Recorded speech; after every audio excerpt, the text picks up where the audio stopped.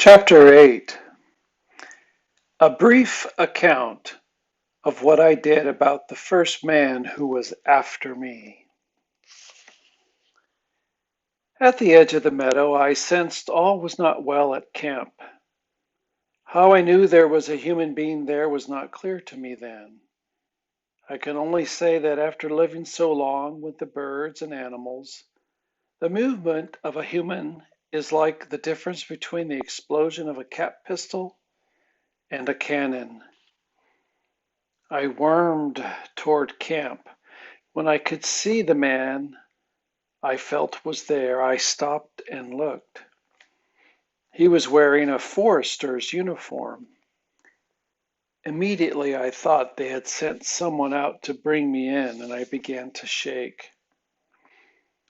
Then I realized I didn't have to go back to meet the man at all.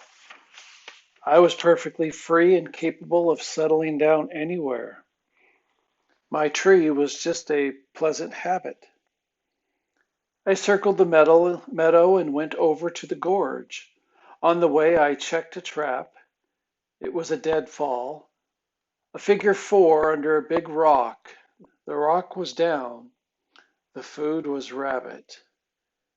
I picked a comfortable place just below the rim of the gorge where I could pop up every now and then and watch my tree.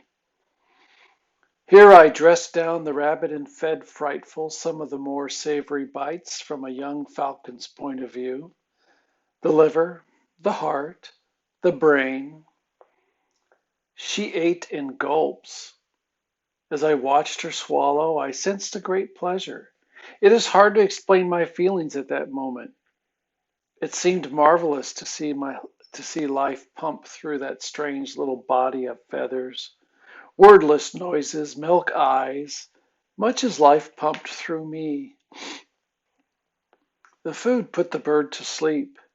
I watched her eyelids close from the bottom up and her head quiver.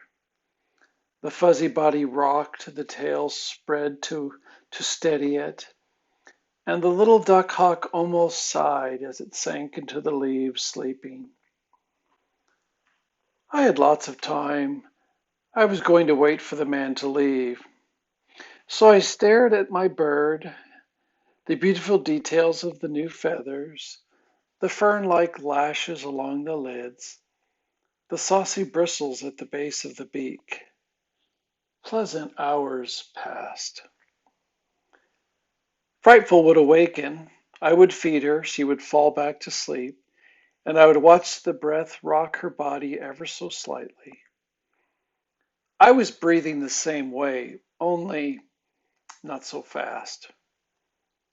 Her heart beat much faster than mine. She was designed to her bones for a swifter life. It finally occurred to me that I was very hungry. I stood up to see if the man were gone.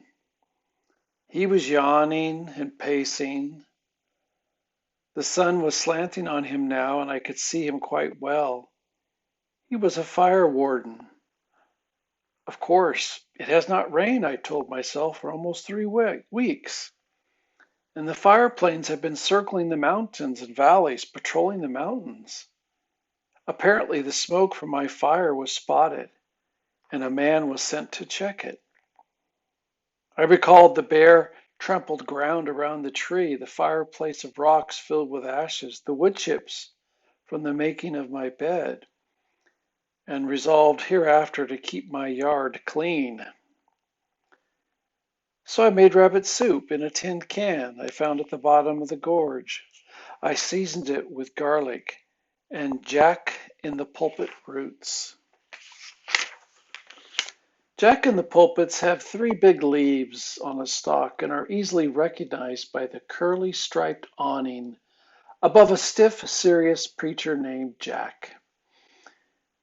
The Jack in the pulpits were acrid. They needed to be pounded to flour and allowed to stand to be really good. I had to eat them bitter. The fire I made was only of the driest wood. I made it right at the water's edge. I didn't want a smoky fire on this particular evening. After supper, I made a bough bed and stretched out with Frightful beside me. Apparently, the more you stroke and handle a falcon, the easier they are to train. I had all sorts of plans for hoods and jesses, and as the straps on a falcon are called, and I soon forgot about the man. Stretched on the boughs, I listened to the wood peewees calling their haunting good nights until I fell sound asleep.